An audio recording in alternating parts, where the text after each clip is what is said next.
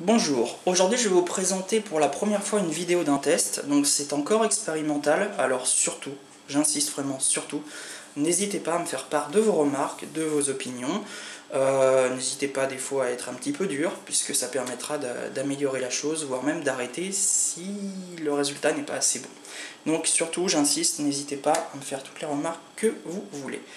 Pourquoi cette vidéo? Tout simplement parce que ça va me permettre de vous présenter la façon dont je fais mes tests, au-delà du test en lui-même bien sûr. Vous montrer un petit peu les procédures, si vous voulez essayer de faire la même chose. Alors je ne suis pas un spécialiste du thé, je fais ça en amateur sur mon temps personnel. Donc bien sûr, vous pourrez toujours trouver des choses à redire, je parle là au niveau du test pur, des techniques et de la préparation. Là aussi c'est pareil, n'hésitez pas à m'en faire part. Également, pourquoi cette vidéo? Sophia, une amie à qui j'avais envoyé des thés il y a quelques semaines, a eu la gentillesse et puis l'idée d'en faire une, et c'est ce qui m'a inspiré. Alors elle a utilisé, on va dire, un franc-parler assez fort, et également pas mal d'humour, donc j'ai beaucoup aimé, et il faut qu'elle voie ça également comme une sorte de petit hommage, ce que j'espère elle pensera. Pour ce test, je vous montre un petit peu le matériel, comme c'est la première fois. Nous avons d'abord une bouilloire Riviera et Bar. Donc je vous dis Riviera et Bar, mais il y a exactement les équivalents chez certains concurrents comme Bosch notamment. Pourquoi cette bouilloire, excusez-moi? Parce qu'elle a un sélecteur de température, donc ça va être très important. Pour le thé noir que je vais vous présenter, pas trop grave, mais si vous êtes amateur et que vous aimez boire assez souvent des thés verts et des thés blancs, ça va être très important, car un thé vert ou un thé blanc, vous pouvez brûler la feuille si vous faites l'infusion à eau bouillante. Donc c'est vraiment à proscrire absolument, je vous le dis. Et d'autant plus si vous vous attaquez sur des thés assez haut de gamme comme les thés verts japonais ou encore une fois les thés blancs, où des fois on arrive à 70 voire 60 degrés maximum. C'est très important parce que le goût ne sera pas du tout le même. Et vous allez perdre en termes de gustatif, voire même ça va devenir mauvais, très clairement. Chose importante, donc, une bouilloire à sélecteur de température. En général, ça se trouve aux alentours de 70-90 €. Mais bon, ça dure dans le temps, donc il faut voir si c'est un investissement qui peut être pérenne, sachant qu'un bon thé japonais peut dépasser les 50, 60, voire 70 € les 100 grammes. Ça vous donne un ordre d'idée de l'investissement qui, au final, si vous aimez la qualité, n'est pas si important que ça. Alors, la suite de mon matériel, nous avons un mug en verre classique. Voilà. L'intérêt, c'est que ça permet de voir ce qui a été infusé. Je vais compléter ça par une théière Gongfu-sha.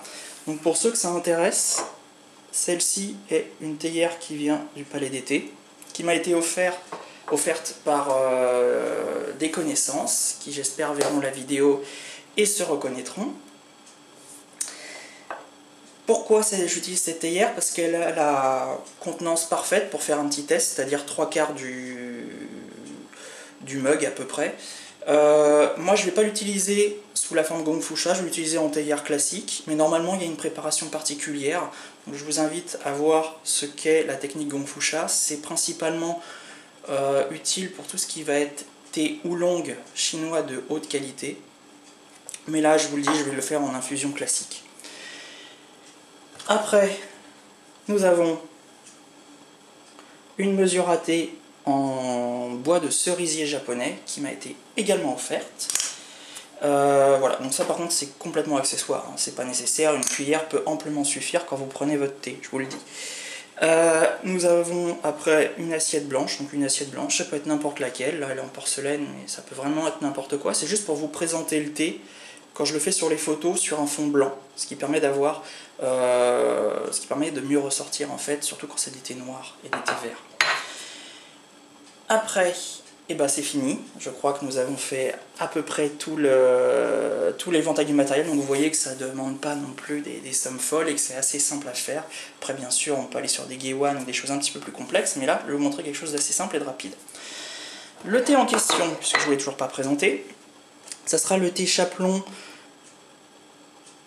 Uva Quality Season. Donc ce thé provient de Chapelon. Chapelon, si vous ne connaissez pas, c'est normal, c'est une marque danoise qui fait du thé, qui a la particularité d'avoir sa propre parcelle qui lui appartient à Ceylan. Donc c'est une parcelle justement qui est à Uva, région, je vous ai dit, du sud de l'île de Ceylan. Pour ceux qui auraient un petit peu zappé leur cours de géographie ou qui ne connaissent pas le monde du thé, Ceylan en fait c'est Sri Lanka. C'est l'île qui est donc au sud de l'Inde.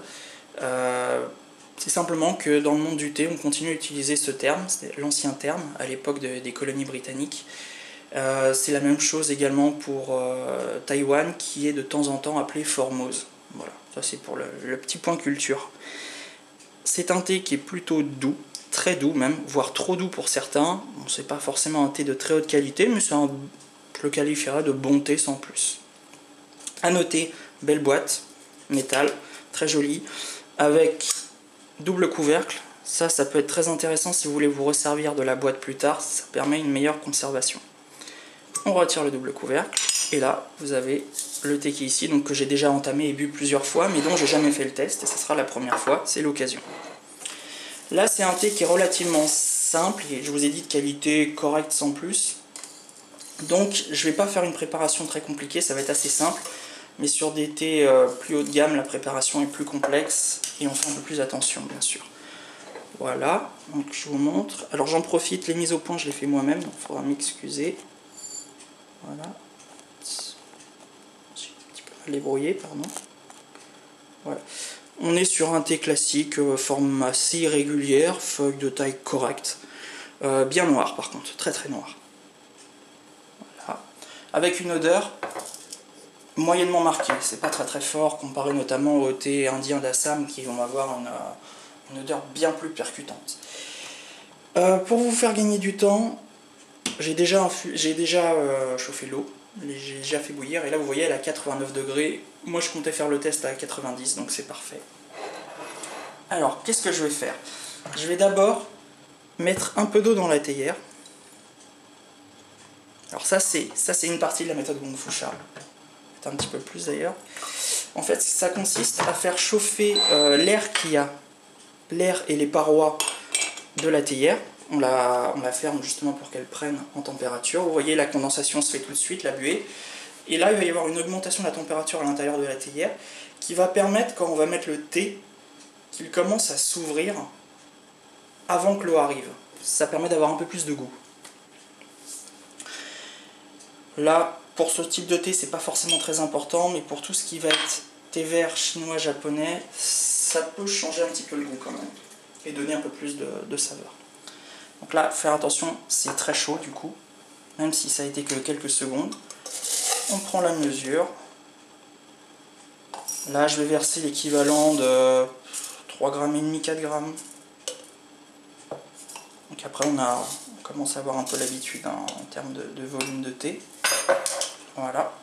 Comme je vous ai dit, je ne le fais pas en Gong Fu Sha. En Gong Fu Sha, on mettrait beaucoup plus de thé. Ça sera beaucoup plus concentré. Et là, on est parti.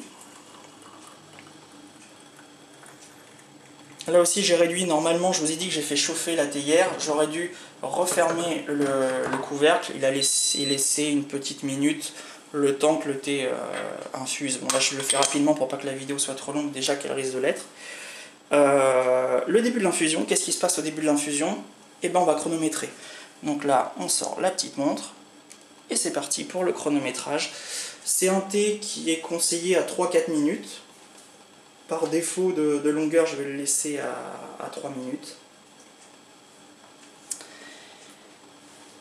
Donc l'infusion se fait. Vous voyez que ça commence à prendre au niveau de la couleur. Ça commence à s'assombrir très très clairement. Enfin, très clairement. Je m'entends, c'est un contresens ce que je viens de dire. Qui s'infuse très profondément plutôt. Je vous fais. Voilà. Il y a un peu de mousse aussi qui s'est formée dessus. Là on voit bien la couleur qui devient ambrée, marron orange ambré, et qui va le devenir de plus en plus. Donc bien sûr, plus vous allez laisser infuser votre thé, plus l'infusion sera puissante, mais également âpre. Après, ça dépend aussi des goûts. Il y a des gens qui vont préférer des thés un peu plus âpres, d'autres un peu plus fins et doux. C'est vraiment après à la convenance, hein. Moi je donne, quand je fais des tests, des indications de temps qui sont parfois différentes de celles du fabricant. Ça arrive assez régulièrement d'ailleurs. Moi je préfère baisser les températures assez souvent et augmenter les temps d'infusion. Mais ça c'est vraiment des questions de goût. Après vous pouvez avoir vos propres goûts là-dessus. Alors à ma montre je vois que nous sommes à 1 minute 40. Alors dans un souci de pas trop vous embêter, on va réduire ça à 2 minutes 30. Ça sera pas très grave, il aura un petit peu moins de goût. Donc là, il nous reste un peu plus de 30 secondes, ce qui va correspondre effectivement à un temps assez long de vidéo. Désolé pour cela. Les prochaines fois, j'irai un peu plus vite. C'était juste que j'avais besoin de vous montrer le matériel et la procédure de test un petit peu allégée que je fais là en ce moment.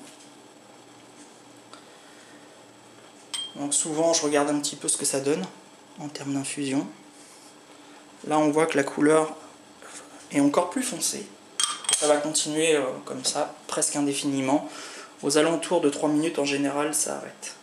Donc là, nous sommes à 2 minutes 29, donc c'est bon, on va pouvoir y aller. Donc là, on va tout de suite faire... On va verser. Et là, après, ce sera la période de la dégustation. Voilà, j'espère que ça vous aura plu. N'hésitez pas, comme je vous ai dit, à faire des remarques. Tout sera bienvenu. Au revoir.